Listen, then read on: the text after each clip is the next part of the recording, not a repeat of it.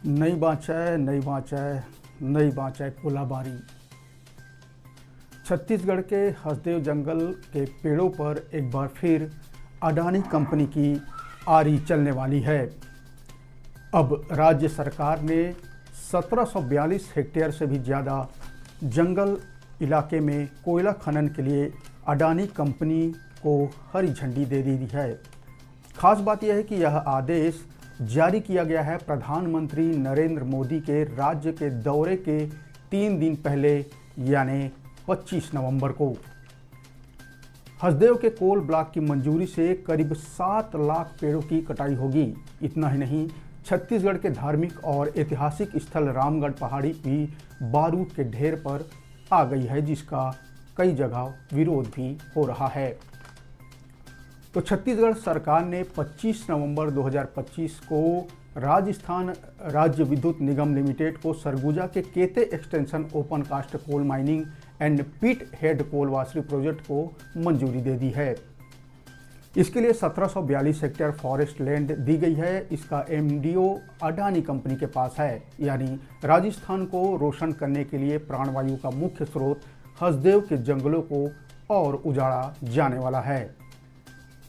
स्थानीय लोग और हसदेव बचाओ आंदोलन के कार्यकर्ता लंबे समय से इस कोल ब्लॉक के आवंटन को रोकने के लिए आंदोलन कर रहे हैं ताकि जंगलों को बचाया जा सके, पर उनकी भी सुनवाई कहीं नहीं हो रही है।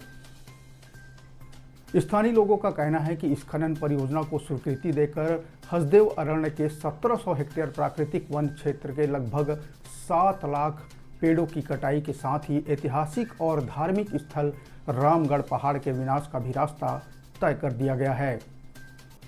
यहाँ आपको बता दें कि ऐतिहासिक रामगढ़ पहाड़ का माइनिंग और ब्लास्टिंग से होने वाले एक संभावित खतरे को लेकर 11 सितंबर को भाजपा जांच दल ने जाकर वहाँ जायजा लिया था और जांच दल के मुख्य जो संयोजक है शिवरतन शर्मा ने कहा था कि कोल माइनिंग और ब्लास्टिंग से रामगढ़ की पहाड़ी को कोई नुकसान नहीं है। उन्होंने कहा कि भाजपा धार्मिक महत्व और स्थलों के संरक्षण के लिए काम करती है और रामगढ़ पहाड़ भी पूरी तरह से सुरक्षित है। बताते चलें कि इस परियोजना में 1742 हेक्टेयर जमीन, जिसमें 1742 हेक्टेयर वन भूमि और 400.445 हेक्टेयर राजस्व भूमि है। इस परियोजना की लागत 2344 करोड़ रुपए अनुमानित है। इस अनुमति पत्र में लिखा है कि इस परियोजना में 4,48,874 खड़े पेड़ों को काटा जाएगा। लेकिन हसदेव बचाओ आंदोलन के लोग कहते हैं कि असल में काटे जाने वालों पेड़ों की संख्या 7 लाख से कहीं ज़्यादा है। इस अनुमति पत्र में उल्लेख किया गया है कि यहाँ के 10 किलोमीटर के दायरे में कोई ऐतिहासिक स्थल और एलिफेंट कॉरिडोर जैसा कुछ नहीं है, जबकि हसदेव बचाओ आंदोलन के कार्यकर्ता कहते हैं कि यह जानकारी बिल्कुल गलत है, क्योंकि इसके 3 किलोमीटर के दायरे में ही छत्तीसगढ़ का ऐतिहासिक और पौराणिक धार्मिक महत्व की रामगढ़ पहाड़ी है, जो बारूद के ढेर पर आ गई है। यहाँ बता दें कि रामगढ़ पहाड़ी में एक नाट्यशाला है, जो पूरा भारत का ही नहीं दुनिया का सबसे पहला जिसे नाट्यशाला माना जाता है। इस 10 किलोमीटर के दायरे में ही एलिफेंट कॉरिडोर भी है, जिसके मिटने से हाथी मानव इलाकों में घुस आएंगे और मानव हाथी संघर्ष बढ़ जाएगा, जिसके तस्वीर हम और आप पिछले कई दिनों से देखते ही जा रहे हैं कि कभी किसी गांव में हाथी दल पहुंच जा रहा है, कभी किसी गांव में हाथी दल पहुंच जा रहा है, और लोग संभवतः इसी को उसका मुख्य कारण मान रहे हैं। इधर छत्तीसगढ़ के पूर्व उप मुख्यमंत्री टीएस सिंहदेव ने रामगढ़ पहाड़ को ब्लास्टिंग और माइनिंग की वजह से हो रहे नुकसान की जानकारी पिछले कई दिनों से देते हुए मुख्यमंत्री विष्णुदेव साय को चिट्ठी भी लिखी थी। इसके बाद भाजपा के 3 सदस्यों वाली एक जांच टीम का गठन किया गया। इसके बाद जांच टीम ने गुरुवार 11 सितंबर गुरुवार को रामगढ़ पहाड़ का जायजा लेने पहुंचे थे, जहां टीम ने कहा कि 2020 में कलेक्टर की रिपोर्ट के बाद यहां पर खनन कार्य शुरू किया गया था। तब सरकार में टीएस बाबा सरकार में मंत्री थे, लेकिन अब वह विपक्ष में आ गए हैं तो कोयला खदान का विरोध कर रहे हैं, ऐसा भाजपा आरोप लगा रही थी। भाजपा का साफ तौर पर कहना है कि खनन की वजह से पहाड़ को कोई नुकसान नहीं हो रहा है। भाजपा की सरकार धार्मिक स्थलों के संरक्षण और संवर्धन के लिए कार्य कर रही है। भाजपा का आरोप था कि टीएस बाबा अब विपक्ष में हैं, इसलिए विपक्ष की भाषा बोल रहे हैं। ऐसा माना जा रहा है कि इन पेड़ों की कटाई का सीधा असर यहाँ के 100 किलोमीटर के दायरे में पड़ेगा। यहाँ की हवा और पॉल्यूशन लेवल सीधा 50 पॉइंट बढ़ जाएगा। भूमिगत जो जमीन का पानी है वो 100 फीट नीचे चला जाएगा। आसपास के जल स्रोत सूखने का खतरा मंडराने लगा है। इतने पेड़ कटने से कार्बन डाइऑक्साइड का लेवल बढ़ जाएगा और ऑक्सीजन का लेवल कम हो जाएगा, जिससे सीधा पूरा इकोसिस्टम प्रभावित होने वाला है। ये पेड़ कटने से 25 करोड़ से ज़्यादा जीव जंतुओं की हत्या हो जाएगी। आंकड़ा एक बार सोचिए, 25 करोड़।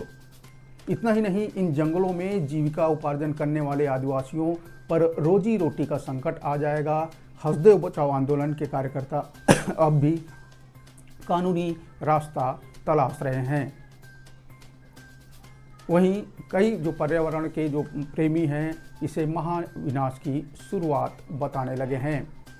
बावजूद इसके हसदेव की जंगलों में लगातार आरियों की आवाज़ें गूंज ही रही हैं। जिस जंगल में हाथी विचरण करते हैं, अब वहाँ बड़े बड़े हाईवा और बड़े बड़े जेसीबी आपको आसानी से दिखने लगेंगे। फिलहाल बड़ा सवाल ये है कि क्या विकास की दौर में छत्तीसगढ़ अपनी हरियाली, इतिहास और असली पहचान तो नहीं खो रहा? आप क्या सोचते हैं? छत्तीसगढ़ का भविष्य पर आपकी राय कमेंट बॉक्स में ज़रूर बताएं। इसी के साथ आपको छोड़ जाते हैं छत्तीसगढ़ के खेवनहार मुख्यमंत्रियों के कुछ पुराने बाइट के साथ। सुनिए, सोचिए और गुनिए। जोहार। मैं हूं नवीन और आज बस इतना ही। तो इसी बीच अपने हसदेव जो अरण्य क्षेत्र है वहाँ एक कंट्रोवर्सी है, उसके बारे में आपसे जानना चाहूँगा। देखिए, कुछ लोग तो राजनीति करने के लिए राजनीति कर रहे हैं। तो जो लोग विरोध करते हैं सबसे पहले अपने घर की बिजली बंद कर दे। उनको बिजली नहीं चाहिए। आज के तारीख में ताप विद्युत ग्रिड ही पर निर्भरता है। तो कोयला चाहिए, तो भाई खदान तो चलाना पड़ेगा। लेकिन हम इसमें फिर मैं कहता हूँ कि केवल उतने ही हमको कोयला देना है जितना हमको ज़रूरत है। कोयला खदान चल रहा है, उसका एक्सपांसन करना है। एक्सपांसन करेंगे तो पेड़ कटेगा, और पेड़ कितना कटेगा? इस साल केवल 8000 पेड़ कटेगा। 39 हेक्टेयर या 43 हेक्टेयर ऐसे कुछ ज़मीन है, मुझे अभी आंकड़ा एग्जैक्ट नहीं है, लेकिन 39 या 43 हेक्टेयर है। 8000 पेड़ इस साल कटेगा। हल्ला कितना है? 8 लाख पेड़ कब गिन लिए भैया? ये हसदेव बचाओ के लिए आज जयस्तंभ चौक में मानव श्रृंखला बचाकर कांग्रेसी जो है गुहार लगाने वाले हैं। जो वन कटाई हो रही है हसदेव में, उसको लेकर अब उनको देखना चाहिए कि वन कटाई की जो अनुमति है ये सब जब उनकी सरकार थी तब का है। उनकी सरकार में जो भी वहां पर हुए हैं, चाहे वो पेड़ कटाई की बात हो, सब उनकी अनुमति से हो। सरकार चुप है, मौन है। आदिवासी मुख्यमंत्री बना के भारतीय जनता पार्टी ने आदिवासियों के साथ उसकी जल जंगल जमीन को छीन लेना चाहती है। षड्यंत्र यही भारतीय जनता पार्टी का। आदिवासी मुख्यमंत्री बना दो ताकि आदिवासी कुछ बोल न सके।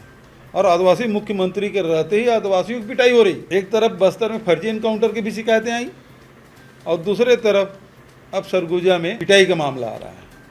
विष्णु देव साय एक बार भी कुछ नहीं बोला। वो मुख्यमंत्री कुर्सी से चिपके रहना चाहते हैं, समाज के लिए कुछ नहीं बोलेंगे। जो धर्मजीत जी प्रस्ताव आ गए तो वो मौन है, क्योंकि भारतीय जनता पार्टी सदस्य हो गए। तो दोहरा चरित्र कैसे? ये कार्रवाई क्या इलीगल है? क्या कटाई की अनुमति नहीं है फिर भी काट रहे हैं, या इलीगल वे पे हो रहा है क्या ये? देखिए, विधानसभा में प्रस्ताव पारित हुआ, सर्वसम्मति से हुआ। सभी दलों ने कहा कि नए खदान के लिए पेड़ कटाई नहीं होना चाहिए। चौबे जी उसमें थे, उधर यूडी मींज है, उधर गुलाब कमरो हैं, ये सारे विधायक उस समय थे। और सब लोगों ने कहा कि नए खदान के लिए जो चलती खदान है उसमें तो कोई दिक्कत नहीं है, चलती खदान बंद नहीं होना चाहिए, है ना, क्योंकि उस समझौते के तहत दिया गया और चल रहा है। नए खदान के लिए नहीं होना चाहिए। और एलिफेंट कॉरिडोर के लिए भी हमने जो रमन सिंह के समय में 450 वर्ग किलोमीटर की स्वीकृति मिली थी उसको भी नोटिफाई नहीं किया था, और हम लोगों ने उसको बढ़ा के कई गुना वो हसदेव अरण्य को हम लोगों ने एलिफेंट कॉरिडोर के रूप में करीब 23 खदान ऐसे थे जिसको एलिफेंट कॉरिडोर के दायरे में ले आया। 2 अशासकीय संकल्प थे। एक तो यहाँ बीज के प्रमाणीकरण के लिए यहाँ केंद्र खुलना चाहिए, और दूसरा जो हसदेव अरण्य क्षेत्र है जिसमें कोल ब्लॉक है, भारत सरकार से अनुरोध करती है कि उन कोल ब्लॉकों को निरस्त किया जाए। राज्य सरकार के शुरू से ही मंशा रही है और उस दिशा में गंभीरता से काम भी किया गया है। पिछले सरकार ने तो एलिफेंट कॉरिडोर जो 450 वर्ग किलोमीटर था उसको भी नोटिफाई नहीं किया था। हमारी सरकार ने 2021 में 1995.48 वर्ग किलोमीटर को नोटिफाई किया और उसको प्रकाशित भी किया। दूसरी बात यह है, जो उस क्षेत्र में आ गया तो इसका मतलब ये है कि जितने मदनपुर और बिदमुड़ी कुतुरिया वगैरह के जो खदान है ऑलरेडी लेबरू एलिफेंट कॉरिडोर में है। आज जो अशासकीय संकल्प है तो भारत सरकार से अनुरोध हमने किया है कि जन भावना के जो अनुरूप, क्योंकि सारे जो आवंटन है भारत सरकार के द्वारा किया जाता है, विभिन्न राज्यों के देने का काम भारत सरकार का है, वन पर्यावरण अधिनियम के पालन जो निर्देश भारत सरकार के होते हैं राज्य सरकार करती है और उसके तहत काम किया जा रहा है। लेकिन सदन ने ये प्रस्ताव पारित किया है कि लेबरू एलिफेंट कॉरिडोर जो एरिया है वहाँ किसी प्रकार के कोल आवंटन न किया जाए, सर्वसम्मति से पारित किया जाए।